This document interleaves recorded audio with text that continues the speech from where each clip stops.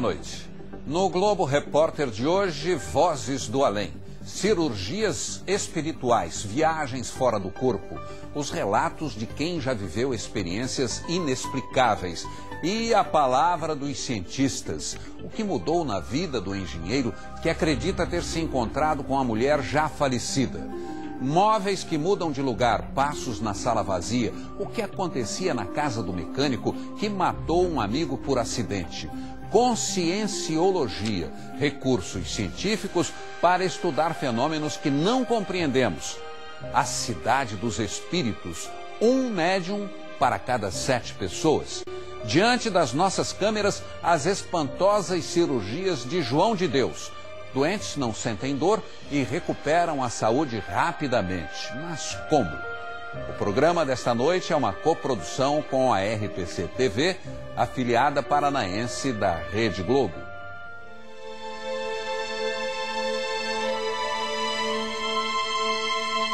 Diante dos mistérios da vida, o homem olha para o céu em busca de respostas.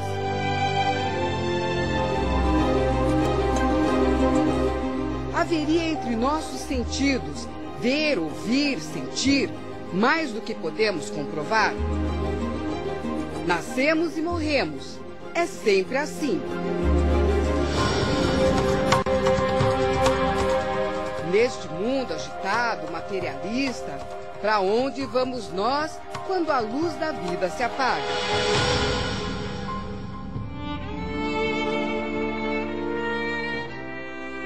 Mistério. Difícil não citar a fé, as crenças ou a falta delas quando falamos de morte. O que nos vem à mente? Tristeza, saudade, medo. Seria mesmo o fim de tudo. Por que a morte é cercada de tantos mistérios? O que vem depois dela? Será que deixamos de existir por completo? A vida além desta vida? E se existe, seria possível se comunicar com quem já morreu? Perguntas no mínimo intrigantes. Mistérios que a ciência tenta explicar. Eu não tô acreditando. Nicole, moça rica, bonita e com uma doença terminal. Só uma coisa que importa pra mim. Thales, jovem, conquistador, oportunista. Na novela Amor à Vida, o casamento planejado para ser um golpe se transforma em amor verdadeiro. Mas era tarde demais. Nicole, pelo amor de Deus, Nicole. Como um sentimento poderia vencer a morte? Na ficção, Thales teve sua chance e conseguiu reencontrar a amada. Mas e na vida real? Encontros como este seriam possíveis? Aqui, por favor.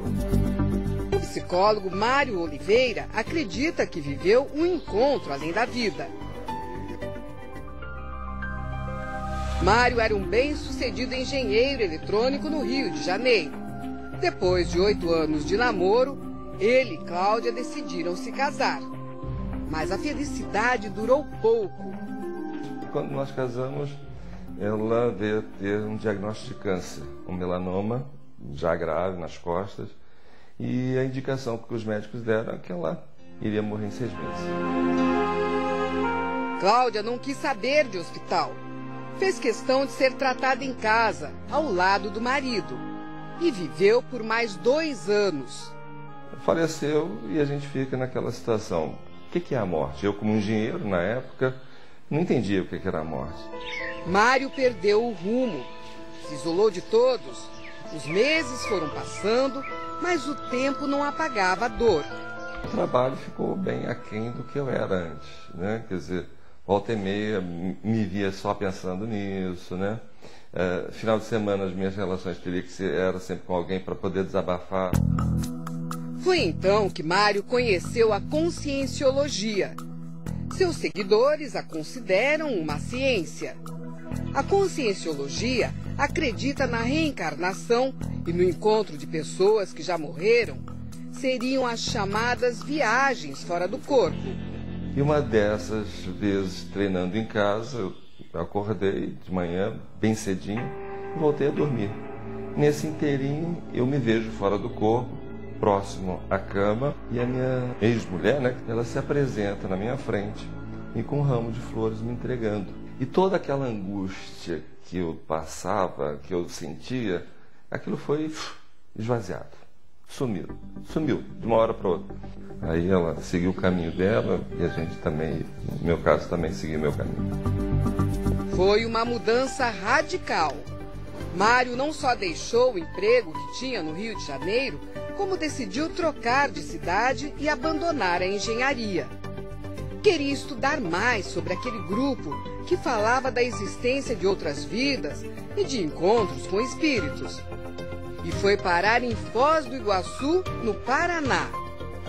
Aqui funciona o Centro Espírita de Psicologia, um lugar onde, segundo os organizadores, o ser humano, a inteligência, o espírito, a alma, a consciência são os focos das pesquisas, onde se tenta estudar o passado para entender o presente e também os sentidos do caminho entre a vida e a morte.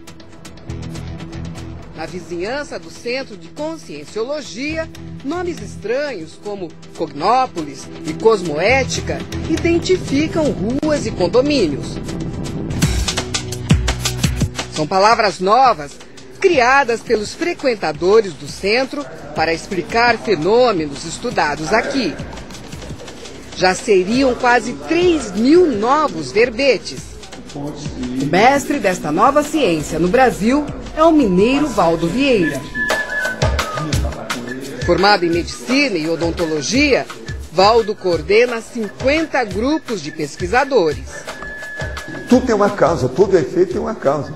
Tem que ter uma causa primária, uma inteligência suprema atrás disso tudo. Quem é que sabe? Eu não sei, você sabe?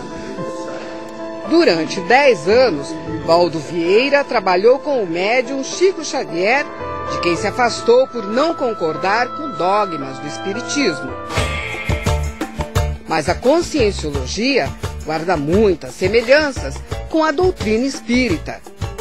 Os seguidores defendem que precisamos passar por várias vidas para que nossa alma consiga evoluir.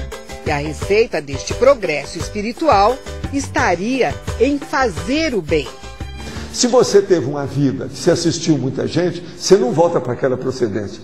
Você vai para uma comunex mais evoluída, quer dizer, uma comunidade extrafísica mais avançada. Entendeu? E assim é que é a evolução. O que se vê neste auditório não se trata de uma reunião de pessoas para um debate ou de um grupo de estudos. Cada uma dessas pessoas tem um tipo de questionamento. A maioria já passou por experiências consideradas curiosas, estranhas, inexplicáveis. Será que aqui elas estão encontrando o que procuram? O professor de inglês, o neozelandês Jeffrey Lloyd, acredita estar no caminho certo. Jeffrey queria entender o sentido da vida e desenvolver um dom especial que diz ter desde a infância. Eu percebo as energias do ambiente, eu percebo as energias das pessoas. O professor trabalhava como consultor de uma empresa na Austrália quando decidiu se juntar aos pesquisadores da conscienciologia. Morando há 1 ano e meio em Foz do Iguaçu, ele afirma que a mudança valeu a pena. Com o tempo, você fica muito calmo, feliz, satisfeito. O ex-engenheiro Mário, o viúvo que se mudou para Foz e agora é psicólogo, também não tem mais dúvidas. Mário encontrou um novo amor, a Adriana, com quem acabou se casando. Para ela, nada nessa história seria por acaso. E se a gente começa a pensar em múltiplas vidas, a gente vê que ninguém está se encontrando pela primeira vez. Como provavelmente eu também tenho relação até com a primeira esposa dele. Então é o grupo karma que vai se trocando ali, então isso acabou sendo de uma forma natural. Encarar com naturalidade a possibilidade de vida após a morte e buscar respostas para coisas que parecem indecifráveis são desafios que a conscienciologia tenta superar por meio de exercícios individuais. O Centro de Conscienciologia mantém 16 laboratórios para experiências individuais. Este aqui, por exemplo, é o de retrocognições. Nesta sala, durante 3 horas e meia, a pessoa fica sozinha, concentrada e faz uma espécie de viagem mental. Utiliza técnicas próprias que poderiam ajudá-la a lembrar, descobrir o que foi em vidas passadas. A publicitária Mabel Teles já passou por muitos destes experimentos. Eu não sei exatamente que época era, mas eu me vi mais de uma vez, eu era um garoto. E eu andava naquelas carroças, né, antigas, e eu participava de uma trupe de saltimbancos. Mas Mabel admite: a imaginação, ela é sempre fértil. É por isso que é importante a gente tomar esses assuntos da paranormalidade, do parapsiquismo, de uma maneira bem tranquila, bem calma, bem ponderado, bem racional, para que a gente consiga, vamos dizer, resultados mais concretos do que fruto apenas da nossa própria imaginação. Nossa imaginação pode superar todas as expectativas, mas será que é capaz de nos levar a viagens por outras vidas?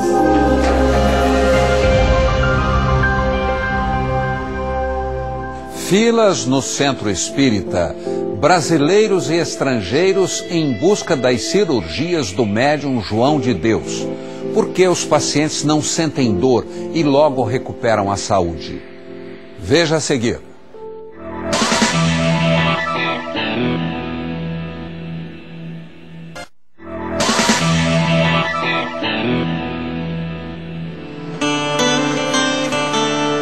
Cerrado Brasileiro.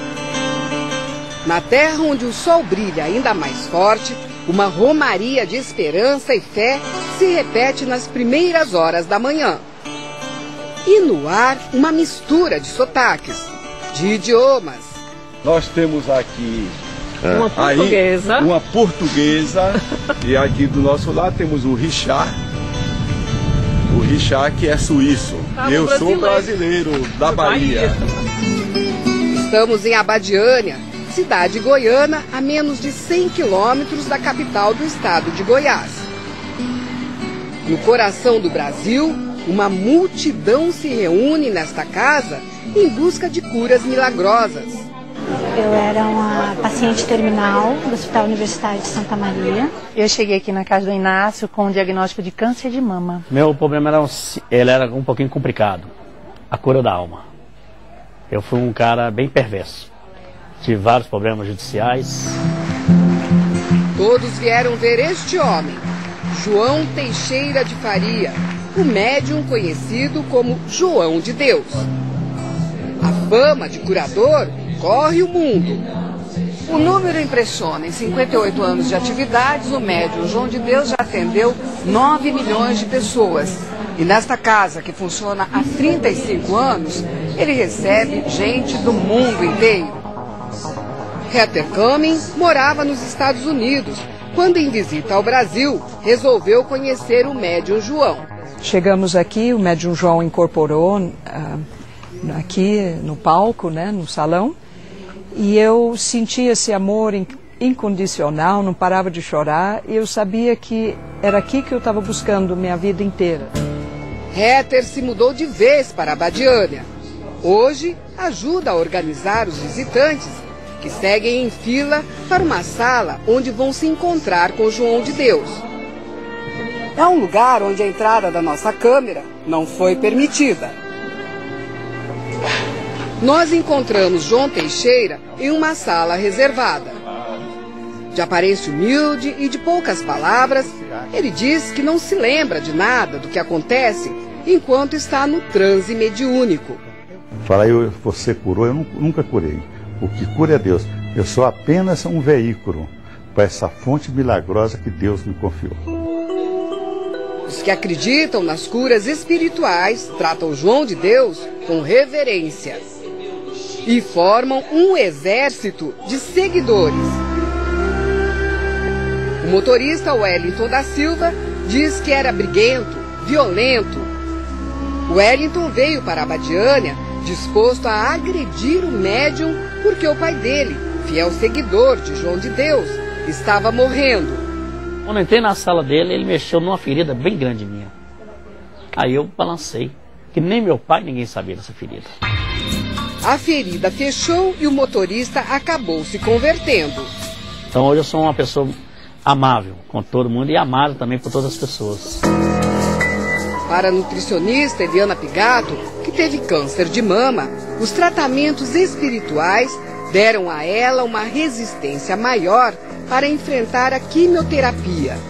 Então, geralmente dá náusea, vômito, a pessoa fica fraca. Eu tomava quimio e ia trabalhar. Com um tumor na cabeça, a gaúcha Ângela Rengel relata que chegou a Abadiânia carregada, pesando apenas 36 quilos. Eu não enxergava mais, eu não ficava mais em pé, eu não alimentava mais sólido e eu já estava perdendo a audição. Ângela conta que dias depois da cirurgia espiritual já estava caminhando novamente. O que os médicos disseram quando você voltou para Santa Maria, praticamente recuperada? O neurologista que me tratava disse que as máquinas não eram confiáveis e que o meu exame podia ter sido o erro, né? Nós tivemos autorização para acompanhar uma sessão de cirurgias visíveis. É quando o médium em transe opera os pacientes usando instrumentos cirúrgicos. Um dos pacientes é o carpinteiro Arnaldo de Souza. O médium João faz pequenos cortes no tórax de Arnaldo e depois costura com agulha e linha. Os atores Marcelo Serrado e Bruno de Luca, que visitavam a casa pela primeira vez, também viram tudo de perto, como a nossa equipe. E eles ficaram impressionados. E foi muita emoção, fiquei arrepiado, chorei, coisas que eu não imaginei que eu fosse sentir, eu senti quando eu olhei para o João. Eu acho que é Deus, né? Deus é... Tem um Deus aí que é maior que tudo, né? Filmamos a cirurgia e uma pergunta ficou no ar. O que explicaria uma pessoa ser cortada sem anestesia e não sentir dor? Seria algum tipo de encenação? O psiquiatra Alexander de Almeida, professor da Faculdade de Medicina da Universidade Federal de Juiz de Fora, em Minas Gerais, pesquisou as cirurgias espirituais feitas por João de Deus.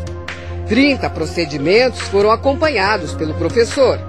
A eficácia das operações espirituais não pôde ser comprovada cientificamente, mas o pesquisador confirma. Os cortes eram reais e não deixaram nenhuma sequela. Esses pacientes aparentemente realmente não são submetidos a nenhum procedimento anestésico ou de antisepsia, de limpeza, de desinfecção. Para a gente, nenhum paciente refere dor. Nós não identificamos sinais de complicação do procedimento cirúrgico, infecções, hematomas, algum outro tipo de complicação.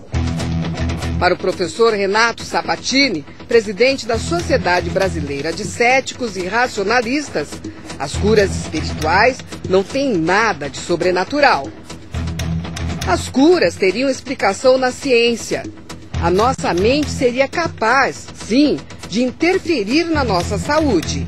Nosso sistema imunológico e o sistema fisiológico são modulados pelas nossas emoções e pelo fato de você ser sugestionável, aceitar, lutar para ficar curado e também a gente lutar contra os inimigos da cura, que são o estresse, são o pessimismo, são o mau humor, são a depressão, a ansiedade, etc.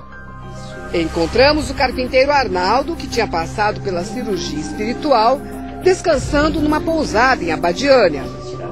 Ele chegou à cidade sentindo dores no abdômen e se espantou quando a dor que sentia passou e que o corte feito nele durante a cirurgia era muito menor do que ele imaginava. Da forma que estava mexendo lá dentro, não dava para ser nesse buraquinho que eu vi aquela hora. Aí disse, só a obra de Deus, não tem explicação. Seu Arnaldo, em plena recuperação, só lamenta ter de seguir uma das orientações do médium João de Deus. Além da dieta alimentar, o pós-operatório exige abstinência sexual de 40 dias. 40 dias, rapaz, isso é que é doloroso. Objetos que mudam de lugar, passos na sala vazia. O que aconteceu na casa do mecânico que matou um amigo por acidente? Daqui a pouco.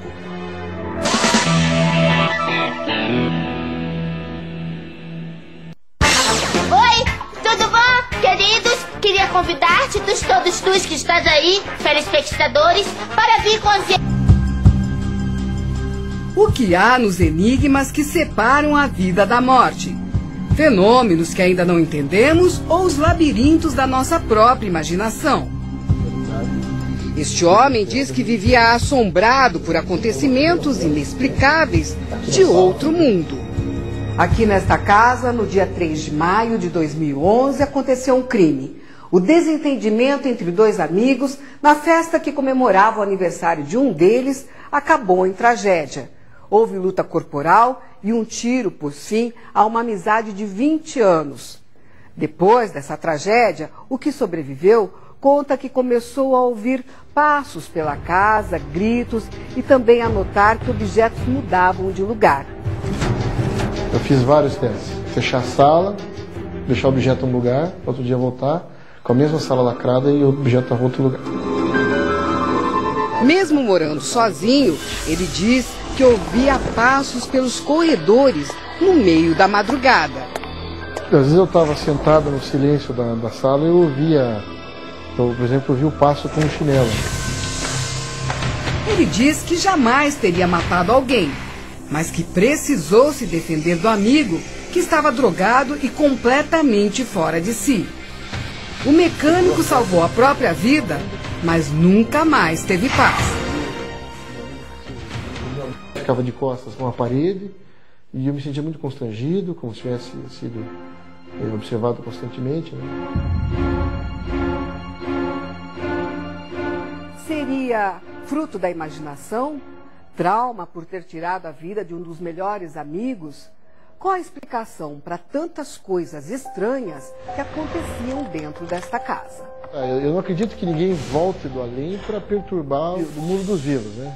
Como é que acontecia aquilo? Por quê? Quem fazia isso? O mecânico passou a evitar a própria casa, até que buscou a ajuda deste grupo de parapsicólogos. São pesquisadores da Faculdade Espírita de Curitiba. Por quê? Fenômenos considerados paranormais. Essa própria sensação que as pessoas podem sentir, primeiro pode ser algo até psicológico realmente.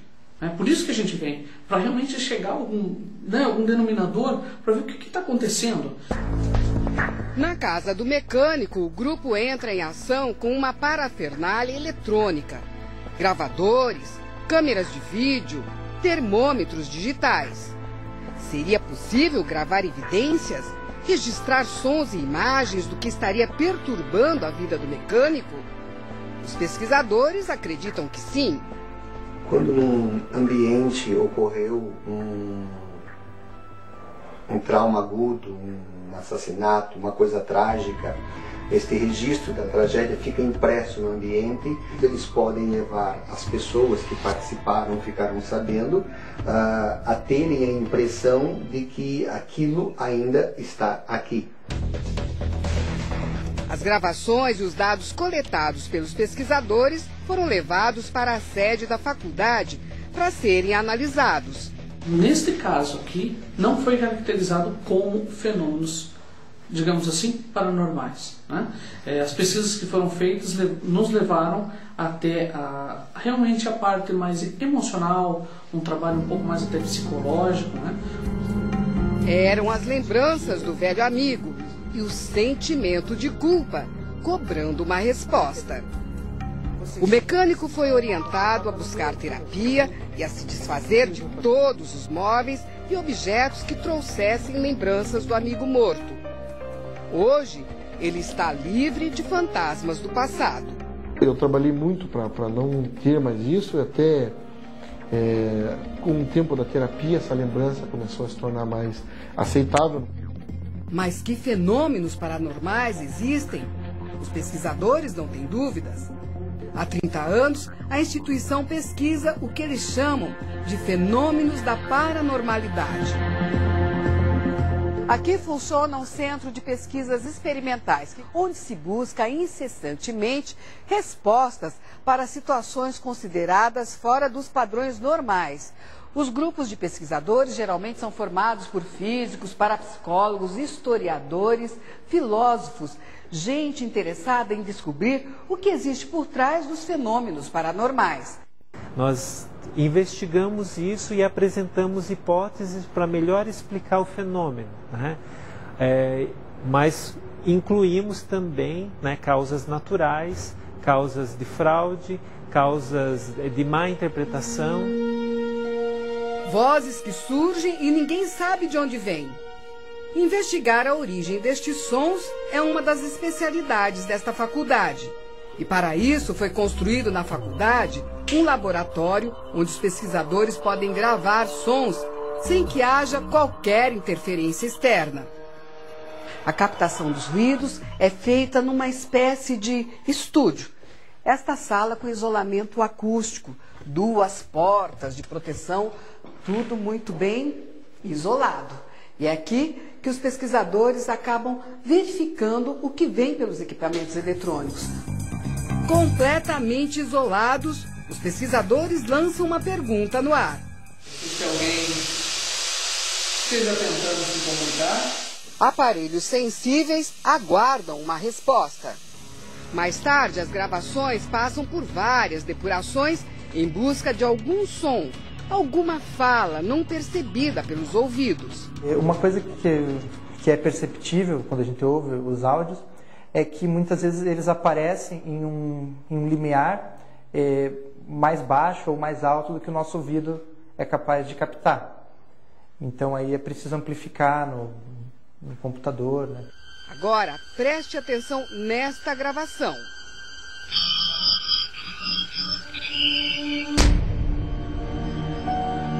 Para os pesquisadores, trata-se de uma voz masculina obtida durante uma das experiências.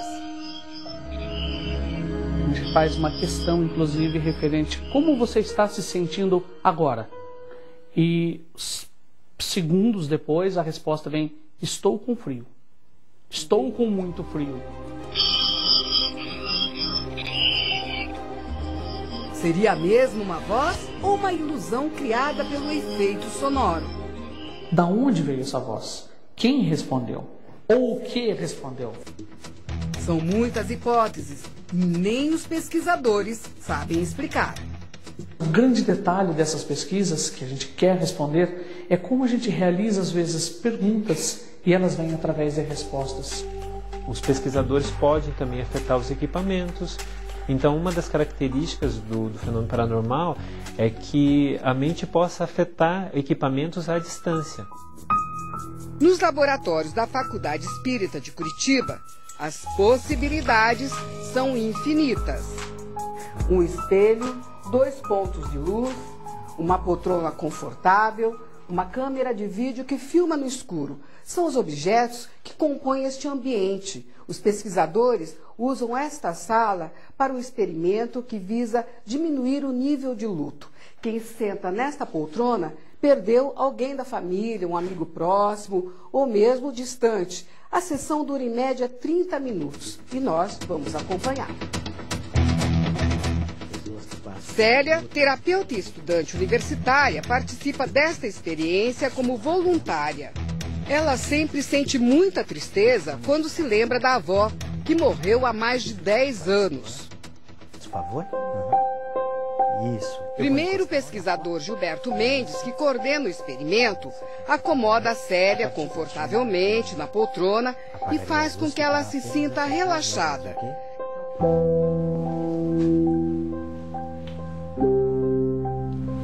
Depois, as luzes do teto são apagadas e Célia se concentra num ponto que consegue enxergar na penumbra. O pesquisador explica que a sala escura e o reflexo no espelho são usados desde o Antigo Egito para induzir as pessoas a uma espécie de transe, Eu não conseguia mais ver o meu rosto, né? Fui perdendo o meu rosto, eu não via mais. Foi um pouco assustador, na verdade, né? E aí vi meu avô que eu não conhecia, ele faleceu antes de eu nascer. Será que a Célia teve uma alucinação? Seria a mente pregando uma peça?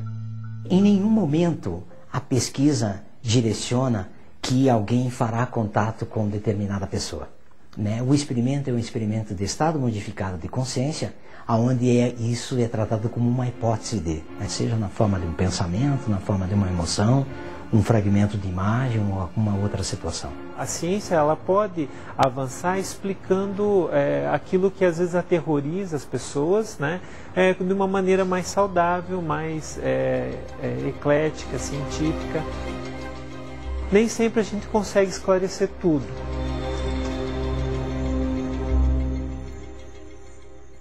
A Cidade dos Espíritos. Um médium para cada 7 moradores. O que Palmelo tem de tão diferente de outros municípios? Veja a seguir.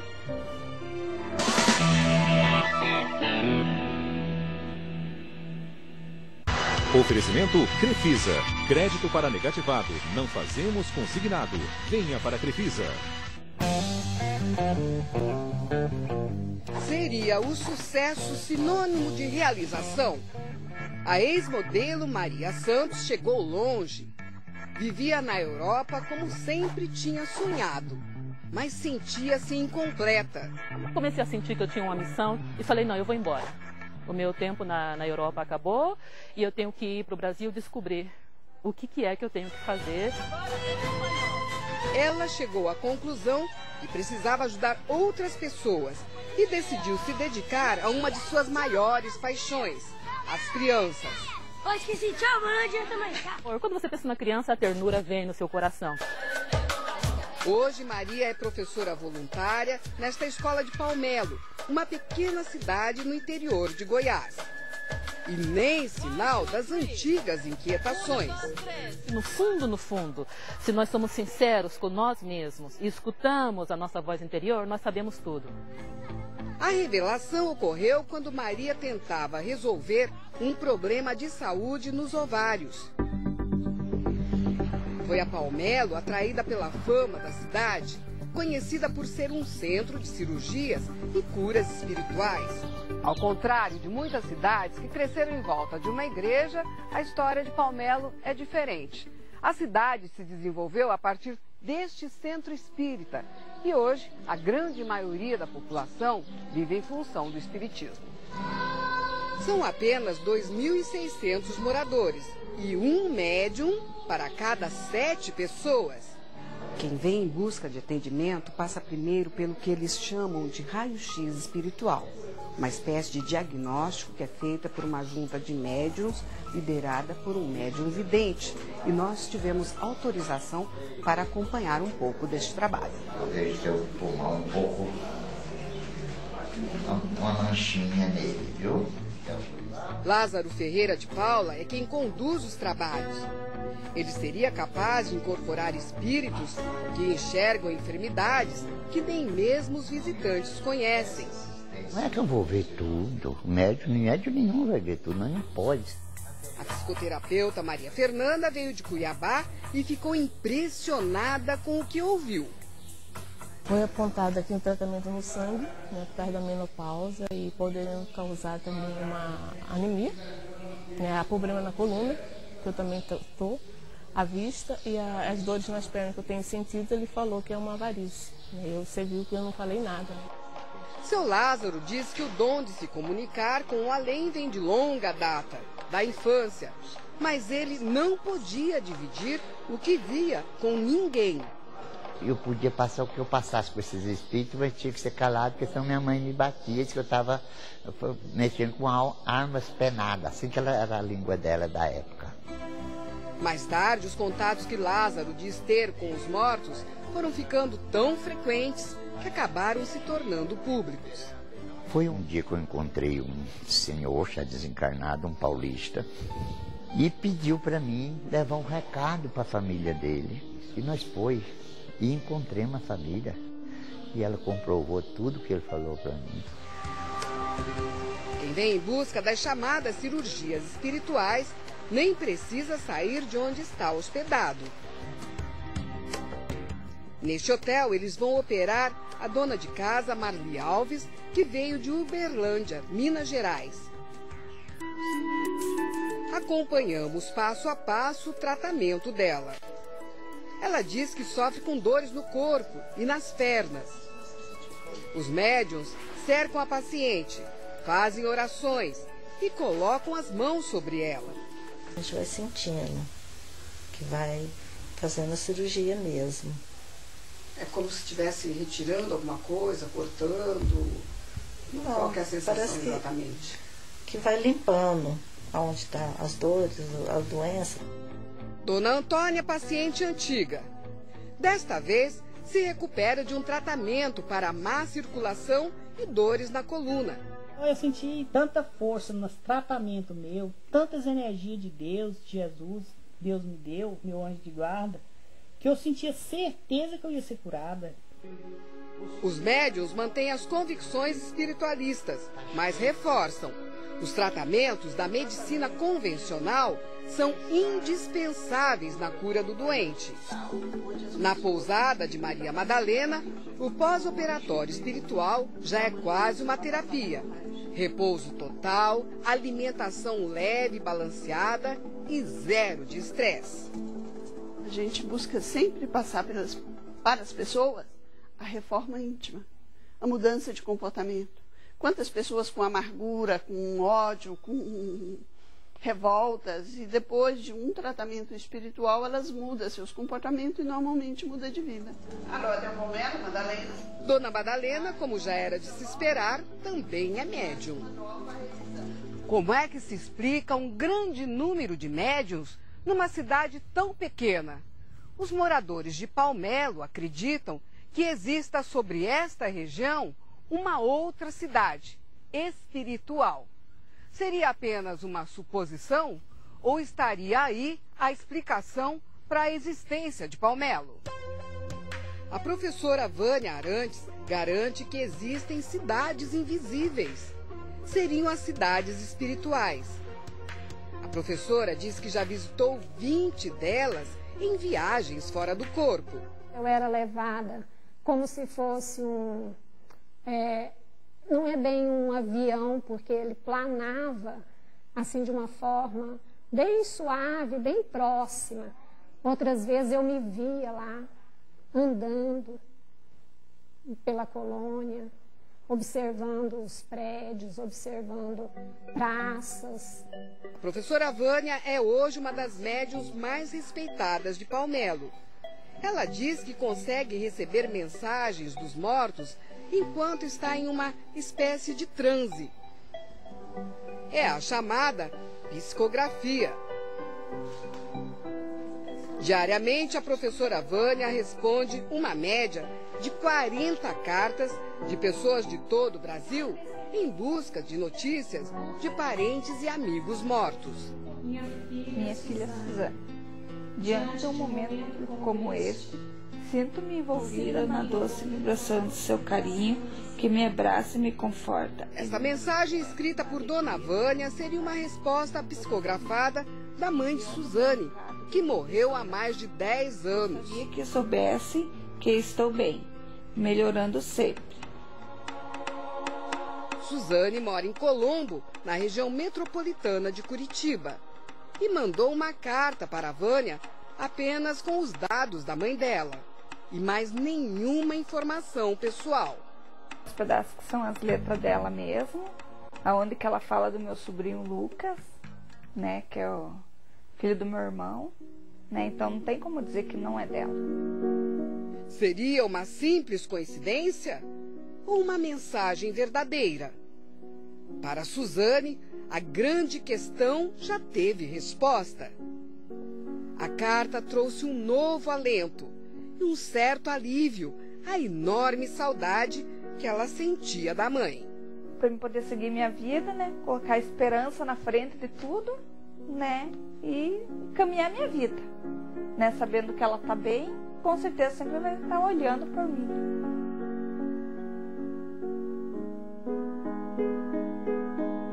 Quantas interrogações! Será que em algum momento poderemos entender todos estes fenômenos? Daqui a pouco.